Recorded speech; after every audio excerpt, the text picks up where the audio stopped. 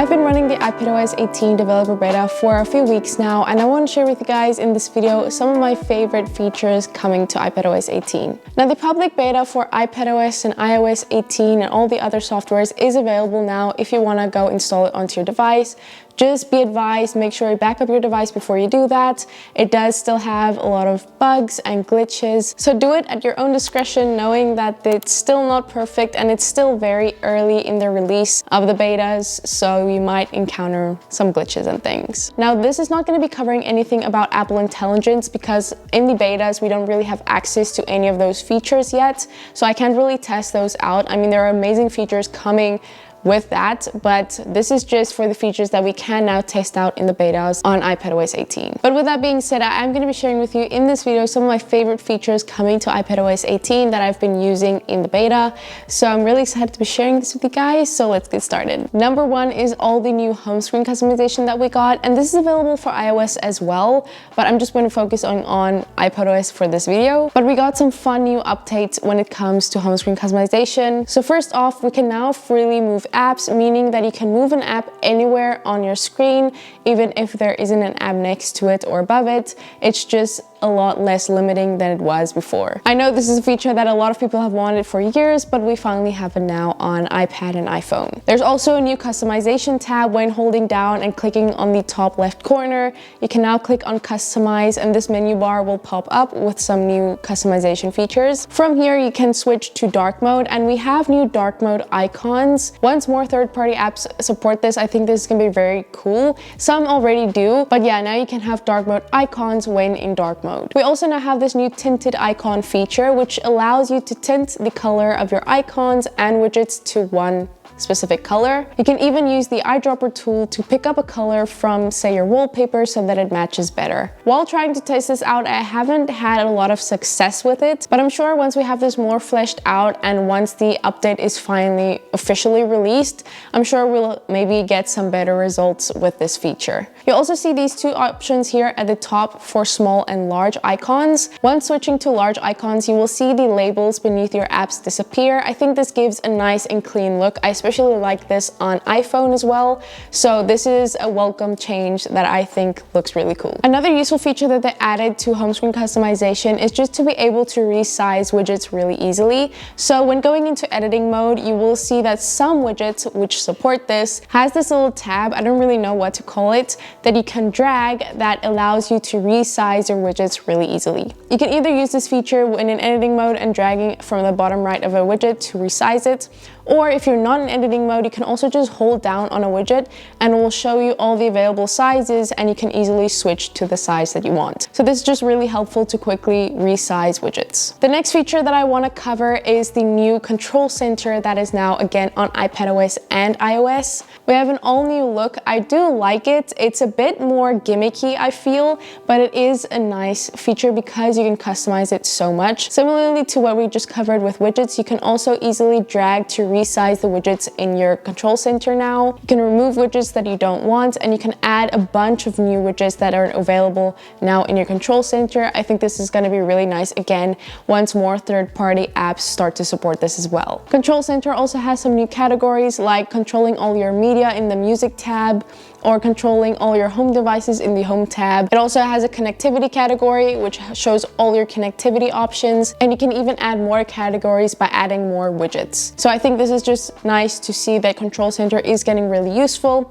And a small little change is you can also now turn off your device from Control Center with this new power symbol that you will see in the top right. So that is everything that's new with the Control Center and customizing it. Again, I'm excited to see which third-party apps will support this. A completely new feature that came to iPadOS 18 is the calculator, which we've been waiting for a long time. A lot of people would have really bashed on this feature if they hadn't done what they did with the calculator. They made it so powerful.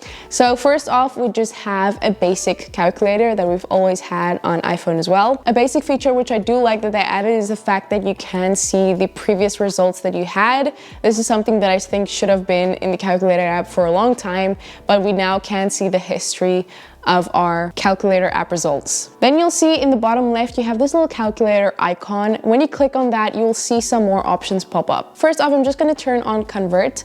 This allows you to do a bunch of conversions. You can choose between measurements, currencies, whatever you want to convert between. This has a lot of options for you. I think this is really helpful, especially converting currencies and things like that. I do often, or even just when you're doing a recipe, quickly converting something from ounces to grams, things like that. I think it's going to be really helpful that it's just built into the calculator app. Then some other options that we have in the calculator app is just quickly switching to a scientific calculator, which is also really nice and kind of standard. And then we have the big showstopper of WWDC, which is math notes. You can now write out equations in the calculator app using your Apple Pencil or just text, and it will automatically answer for you as soon as you write the equal sign. I also think it's so cool how it matches your handwriting. It's obviously not perfect, but it's a pretty close match. This is so helpful for just basic calculations. If you quickly want to add up a bunch of figures that you wrote down, it can do basic math, it can do algebra, it can,